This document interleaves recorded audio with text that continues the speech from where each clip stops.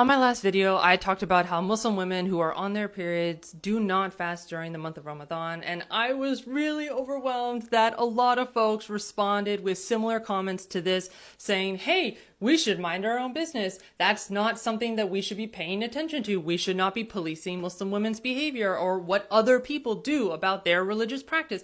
And while I am so grateful for the allyship behind all of those comments, I also want to clarify that the vast majority of the time, at least in my experience, and the Muslims that I talk to on a regular basis to check in about their experiences as well. So I'm not just coming at you and talking about me, Rahimeh, as an individual, one of 1.8 billion Muslims, and then saying all Muslims have the same experience. No, but the vast majority of the time, if a non-Muslim asks a Muslim woman that they see who isn't fasting, they might have lunch during their lunch break at work or between classes or something like that. They know that it is the month of Ramadan. They see that she is not fasting. They know that she's Muslim, and it simply is out of curiosity. They might have recently, or they know a little bit about Ramadan, a little bit about Muslims, and having some cultural competency skills and knowledge around that, and they're excited or eager to, learn more. Maybe there's something that they misunderstood. So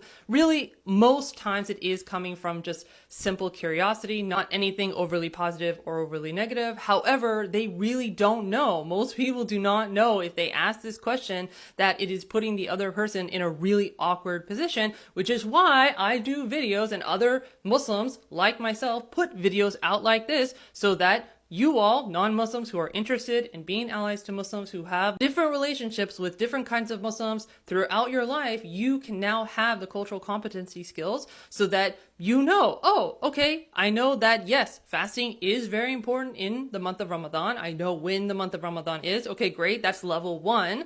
Then the next step being, there are also exceptions, that many Muslims will not be fasting because of medical issues, or because if a Muslim woman is pregnant, right? Other folks in the same comment sections asked about breastfeeding.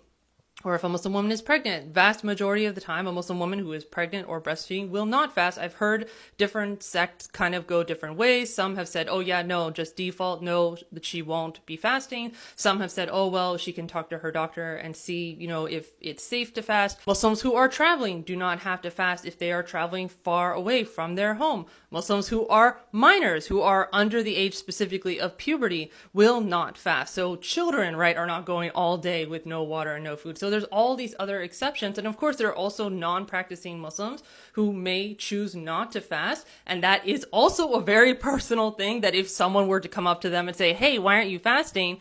Again, let me change my tone. Hey, why aren't you fasting? I'm curious. I know that Ramadan is right now. Why aren't you fasting? They don't realize that can actually be a really personal and invasive question. So again, I want to thank the spirit, the allyship with all of these comments from you all about minding one's business. That is amazing. And also, most people who ask this question really are not coming in bad faith. Of course, the people who are asking in bad faith, who are policing anyone, Muslim men or women, for whatever reason that they may or may not be fasting, that is a completely different matter, and I would have a completely different attitude in responding to them. But hopefully that clarifies things for you all, and just wanting to keep in mind that it's a good thing for us to learn about different communities, whether religious or cultural or ethnic or nationality or whatever, other groups that we don't belong to. We're not going to learn about each other if there isn't space and time to respectfully ask questions, right?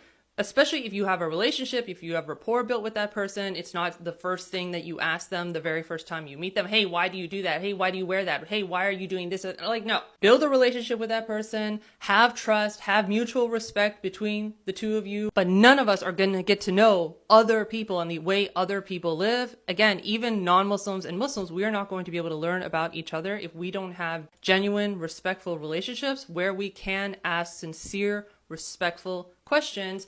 And also, again, right, you have these resources, which is amazing that we live in the era of the internet that we do, whether you are on Instagram or TikTok or YouTube, or I post on LinkedIn. I know not everyone goes on LinkedIn. Haha, yeah, I know it's lame. Okay, whatever.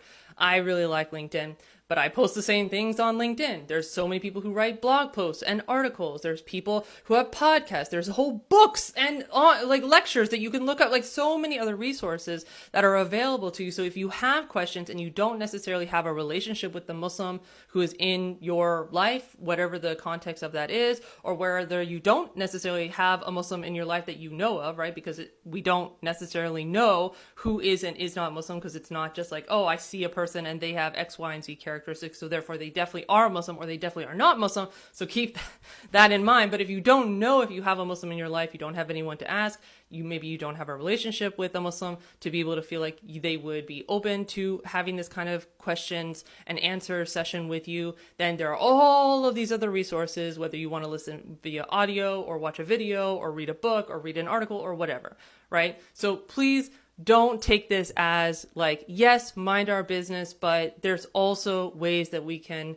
respectfully learn from each other. And that is such a beautiful thing. And I just don't want us to swing so far the other way where people have felt so entitled to Muslims' time and entitled to nitpicking on why are you doing this, why are you doing that, and something that I deal with a lot, and why I try to be very careful about not just using examples about my own life and my client work, doing Muslim inclusion work, but even, making content for free on social media, is that I don't want to just use myself, my lived experience, and that becomes a template for non-Muslims, usually not knowingly, unconsciously they create a template for all Muslims, and then they meet another Muslim, they're like, oh, well, why aren't you doing that? This other person that I know, my friend who's Muslim, they don't do that. Why do you do that? So like, that's not what we want, definitely anymore.